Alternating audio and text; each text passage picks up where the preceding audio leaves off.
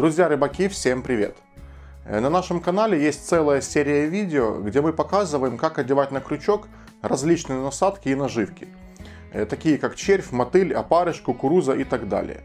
Так вот, один из самых популярных споров, который ведется в комментариях под этим видео, должно ли жало крючка быть открытым или закрытым. Ну и раз эта тема такая популярная, давайте немного поговорим и разберемся. По крайней мере, я скажу наше мнение по этому поводу, и кто нам доверяет, тот прислушается. А также, конечно же, пишите в комментариях, что конкретно вы об этом думаете. Я заметил, что версия о правильности закрытого жала чаще всего используется рыболовами старшего поколения. Возможно, это связано с тем, что раньше самой популярной насадкой был красный червь. Его, как правило, одевали чулочком и, соответственно, жало оставляли в середине. Также очень популярными насадками была мастырка, тесто, хлеб, манка. И эти насадки действительно лучше всего держатся, если жало крючка находится в середине. И это на самом деле правильно. На самом деле версий здесь может быть очень много. Я не утверждаю, это всего лишь одна из таких теорий. Почему это исходит именно от старших рыболовов. Естественно, в детстве меня учили рыбачить рыбаки еще с тех времен. И я даже не рассматривал тот вариант, что жало крючка может быть открытым. Это правило настолько мне въелось в голову, что я всегда думал, что если с червя, например, вылазит жало крючка, это то же самое, что на крючке вообще нет наживки. Обязательно надо было поправлять, чтобы всегда жало было закрытым. Сейчас, забегая наперед, я говорю сразу, что я сторонник открытого жала. И в обратном никто меня не переубедит. Мне достаточно той практики, которую я прошел с открытым жалом, и могу точно сказать, что рыба на открытое жало клюет и отлично засекается. Хотя, признаюсь, когда-то очень нелегко было начать пробовать ловить с открытым жалом. Привык же к закрытому, а тут одеваешь червя и жало открытое. Непорядок. Но потом взял и подумал, рыба же ведь не инженер. Она даже если видит жало, она же не понимает, что оно острое, и из-за этого не откажется от вкусной наживки. Тут сразу многие могут сказать, что рыба, когда будет пробовать наживку, она наколется на жало и сразу же ее выплюнет.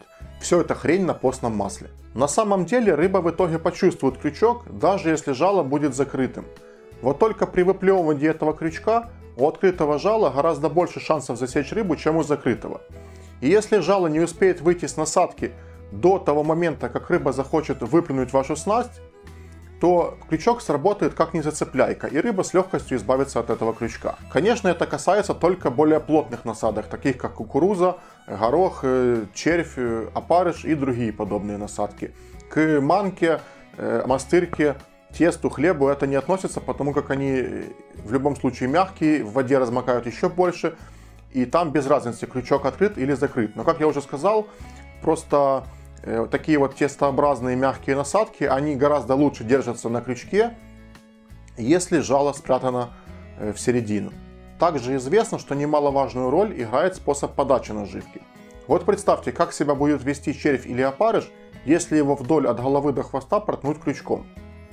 Мало того, что это резко ухудшит его здоровье, так еще и крючок в середине сработает как арматура и совсем не добавит червю подвижности. А если опарышу или мотылю крючком проткнуть все тело для того, чтобы там спрятать жало, то с такой наживки просто вытекут все соки, и у нас останется одна недвижимая оболочка. Но если острым крючком аккуратно проколоть червя в одном или двух местах, то активная и долгая подвижность ему обеспечена.